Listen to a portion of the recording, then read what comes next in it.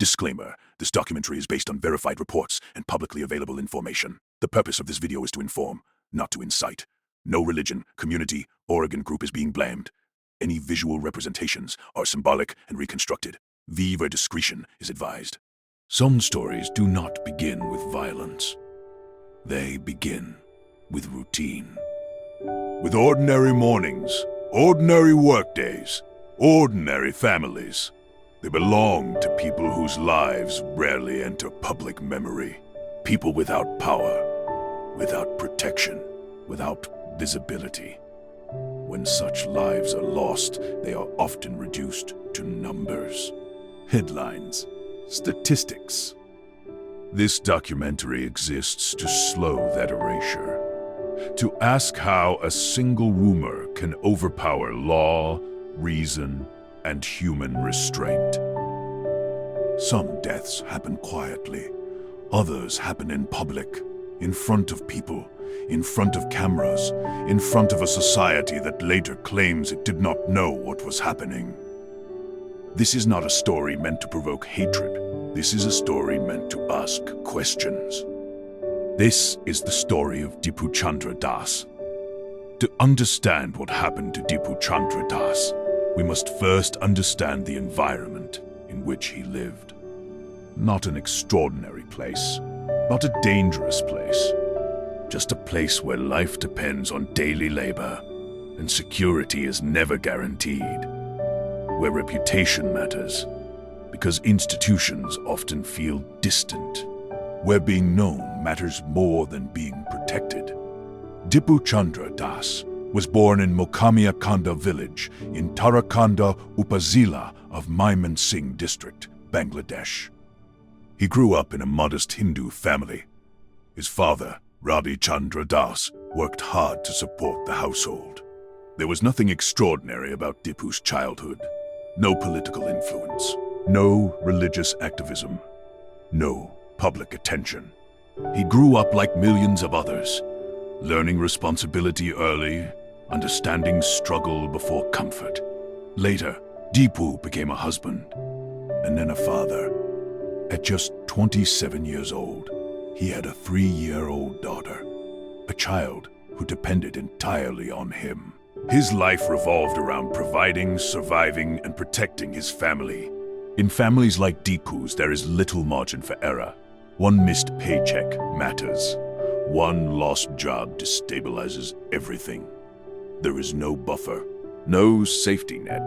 This is the reality for millions across South Asia, where dignity is tied to work and survival is earned daily. Dipu's formal education was limited, but his sense of responsibility was not.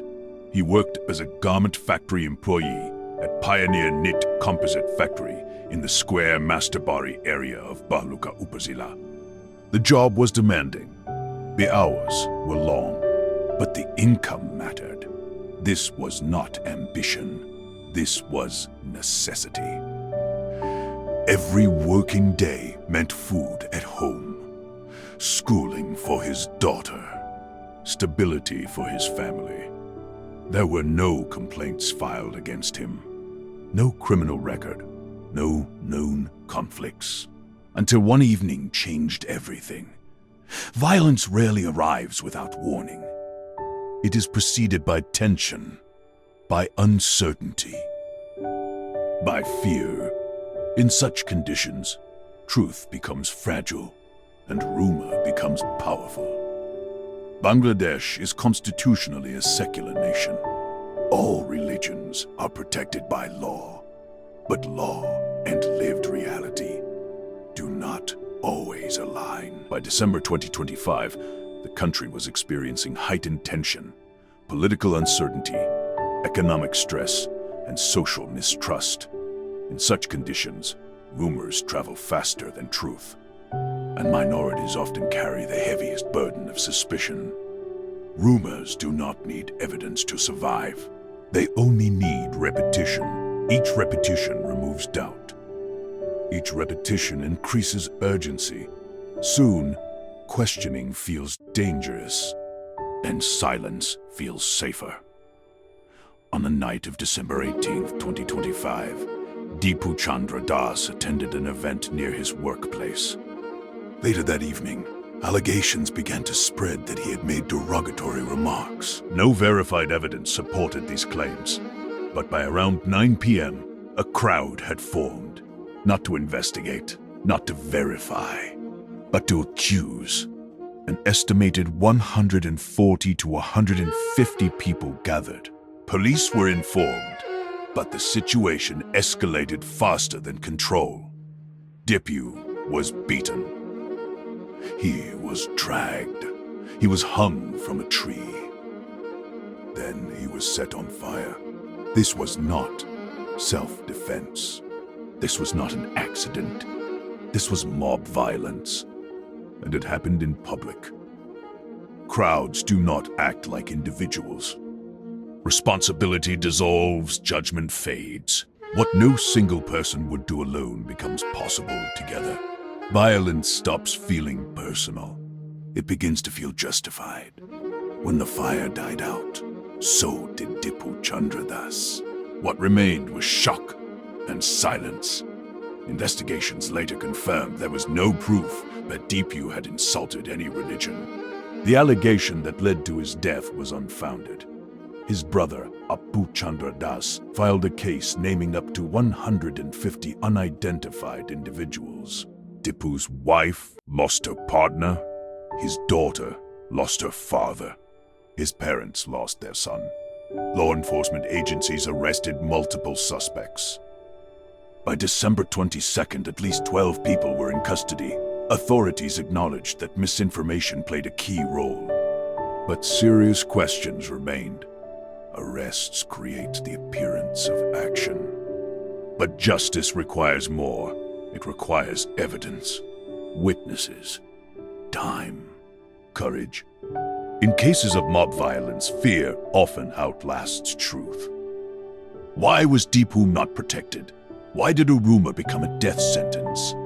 Why did intervention come too late? Justice, in cases like this, moves slowly, if it moves at all.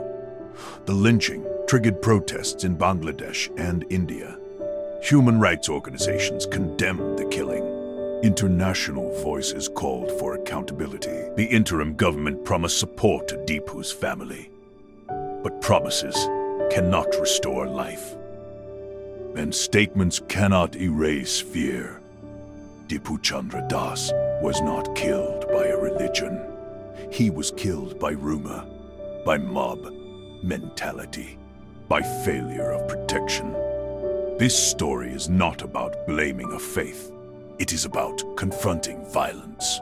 Because when justice fails one man, it threatens everyone. Dipu's body was burned, but the unanswered questions remain. And until those questions are answered, the fire has not gone out. If this story made you pause, consider sharing it. Your support helps these stories reach further. Subscribe for more documented narratives, and comment on what story you think needs to be told next.